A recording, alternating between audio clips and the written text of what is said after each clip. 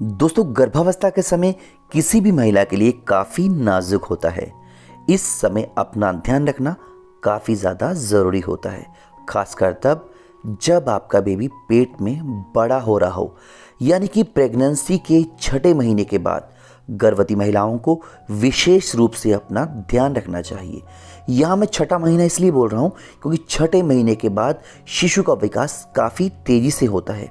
छठे महीने के बाद कई परेशानियाँ आने लगती है।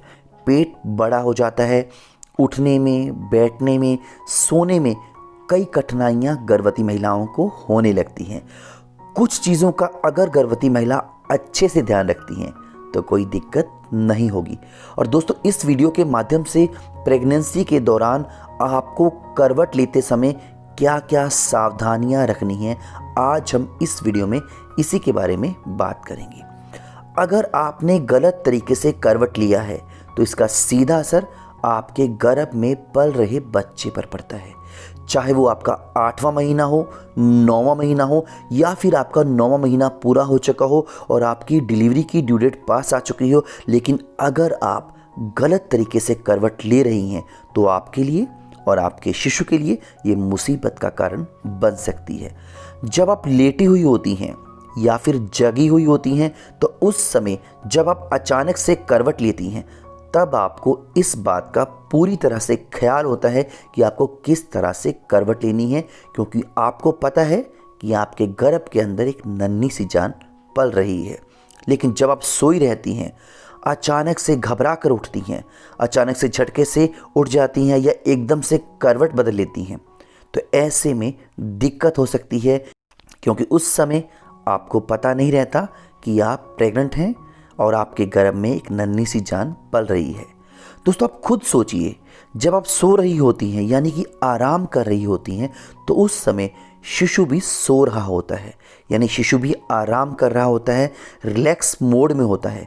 ऐसे में अगर आप अचानक से करवट बदलती हैं, अचानक से झटके से आप करवट बदलती हैं तो उस समय शिशु भी अचानक घबरा जाता है, असहज महसूस करता है और कई बार स्ट्रेस मोड में चला जाता है।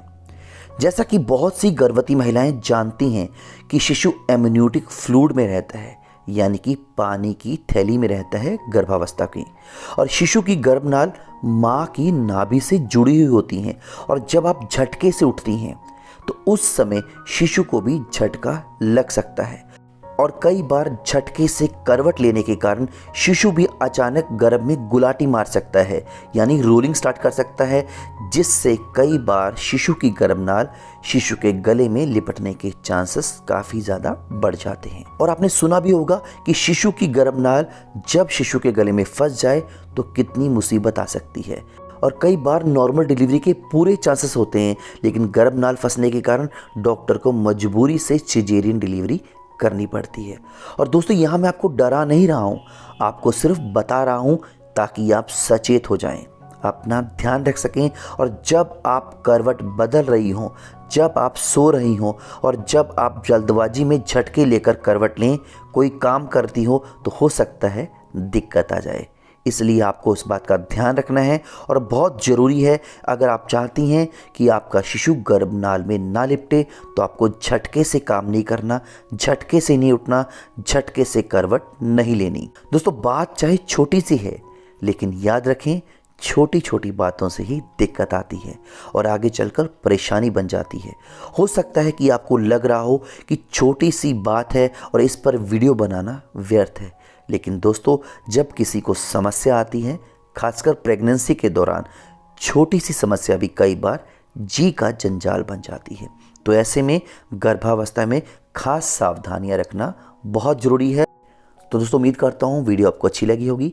वीडियो देखने के लिए आपका बहुत बहुत धन्यवाद, शुक्रिया।